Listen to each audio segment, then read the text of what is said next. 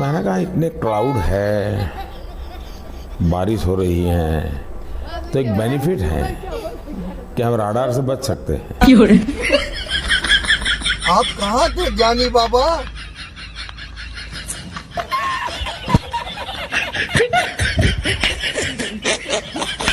सब उलझन में थे, क्या करें।